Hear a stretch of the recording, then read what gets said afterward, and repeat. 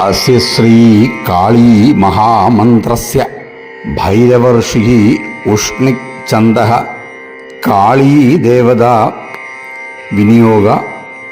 ഓം ഹ്രാം ഭം അങ്കുഷ്ടാഭ്യാം നമഃ. ഓം ഹ്രീം ദ്രം തർജനീഭ്യാം നമഃ. ഓം ഹ്രൂം കാം മധ്യമാഭ്യാം നമഃ. ഓം ഹ്രൈം ലൈം അനാമികാഭ്യാം നമഃ. ഓം ഹ്രൈം നം കനിഷ്ഠികാഭ്യാം നമഃ. ഓം ഹ്രഃ മഹ കരതലപൃഷ്ഠാഭ്യാം നമഃ. ഓം ഹ്രാം ഭം ഹൃദയായൈ നമഃ. ഓം ഹ്രീം ദ്രം ശിരസ്സേ സ്വാഹ. ഓം ഹ്രൂം കാം ശിഖായൈ വഷഡ്. ഓം ഹ്രൈം ലൈം കവചായ ഹും. ഓം ഹ്രൈം നേത്രത്രയായ വൗഷഡ്.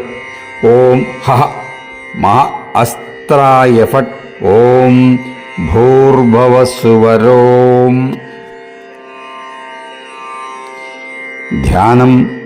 കാളീം മേഘസമപ്രഭാം ത്രിനയനാം വേതാളകണ്ഠസ്ഥിതാം ഖഡ്ഗം ഖേടകപാലധാരികശിരഃ കൃത്വഗ്രഗ്രേഷു ച ഭൂതപ്രേതപിശാചമാതൃസഹിതാം മുണ്ഡശ്രമാലങ്കൃതാം വന്ദേ ദുഷ്ടമസൂരികാദിവിപദാം സംഹാരിണീം ഈശ്വരീം.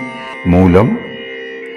ഓം ഐം ക്ലീം സൗ ഹ്രീം ഭദ്രകാള്യൈ നമഃ. ഓം ഐം ക്ലീം സൗ ഹ്രീം ഭദ്രകാള്യൈ നമഃ. ഓം ഐം ക്ലീം സൗ ഹ്രീം ഭദ്രകാള്യൈ നമഃ. ഓം ഐം ക്ലീം സൗ ഹ്രീം ഭദ്രകാള്യൈ നമഃ. ഓം ഐം ക്ലീം സൗ ഹ്രീം ഭദ്രകാള്യൈ നമഃ. ഓം ഐം ക്ലീം സൗ ഹ്രീം ഭദ്രകാള്യൈ നമഃ.